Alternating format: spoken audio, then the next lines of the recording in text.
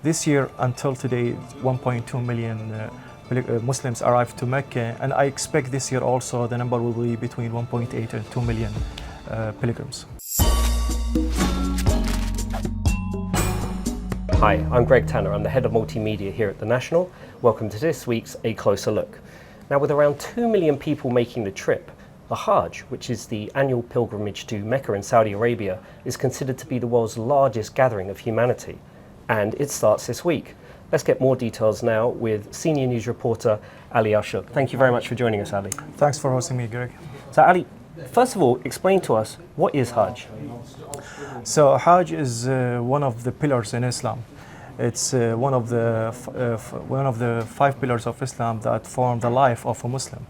So it's like an annual event. It's happening every year in Mecca in Saudi Arabia, where millions of Muslims gather to perform Hajj rituals, and it's like a deep spiritual experience for all Muslims. Like all Muslims, they should have it at least once in their lifetime, if they are able physically and financially to perform it. And talk to us about the sequence of events that happens, because people will have seen the images of people walking around the Kaaba. Okay. Explain to us the exact sequence of events. So first of all, the pilgrims, when he arrived, he started the states of ihram, like they wearing clothes without stitches, and they prepared mentally and intentionally to perform the Hajj, and then they will go around Al-Kaaba counterclockwise for 7 times, and after that they walk between Safa and Marwa hills for 7 times, and after that they finish the rest of the Hajj event, and then they shave their heads. Then they sacrifice an animal at the end of the Hajj. That's the last step in the Hajj. And how exactly did this come about historically? I know the going back and forth between the 2 hills was to signify a mother running up and down to try and find water. What's the history behind?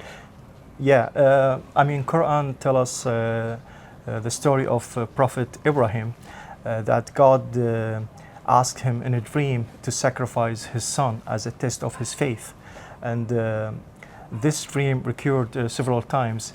And Prophet Ibrahim grappled by the decision, and finally he decided to sacrifice his son Ismail. So while he was about to sacrifice his son Ismail, God sent him a goat and asked him to sacrifice the animal instead of his son. So this is the story about the Hajj, and the walking for 7 times between Safa and Marwa hills. It's a wife of Prophet Ibrahim. She was her baby Ismail was crying, and she was trying to find water in this deserted area, and she was just like walking 7 times between the 2 hills until she found Zamzam well, or Zamzam water. So Muslims are following the steps of Prophet Muhammad when he started his first Hajj like 1,300 years ago. Okay. And in terms of the numbers, I said in the introduction it's considered to be the world's largest gathering of humans. More than 3 million people attended in 2012. The numbers are a little bit lower now. What's the expected amount this year? Yeah, the numbers were much bigger before COVID time. And last year it was like around 1.8 million pilgrims arrived to Mecca.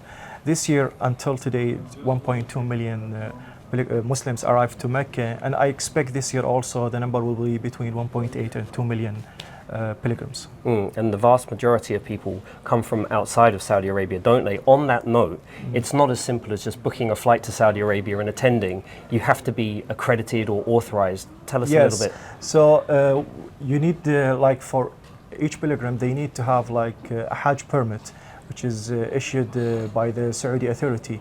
The Saudi authority, there is a quota for each Muslim country to send their pilgrims. For example, the UAE this year, their quota is 6,200 pilgrims.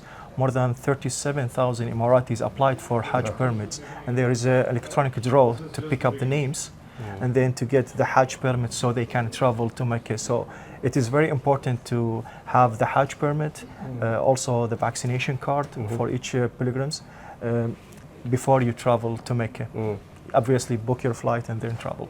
Right, and speaking of Emiratis going, thousands of people are expected to go to Saudi Arabia from Dubai International Airport. And you were there yesterday taking a look at the operation they have in place for that. Tell us about what you saw. Yeah, Dubai airports, they just like asked the national to come to see the preparation at Dubai International Airport. So I went to Dubai International Airport Terminal 1 yesterday, and they're like a Hajj committee organized everything for pilgrims because it's expected 4,600 Emiratis traveling from Dubai International Airports.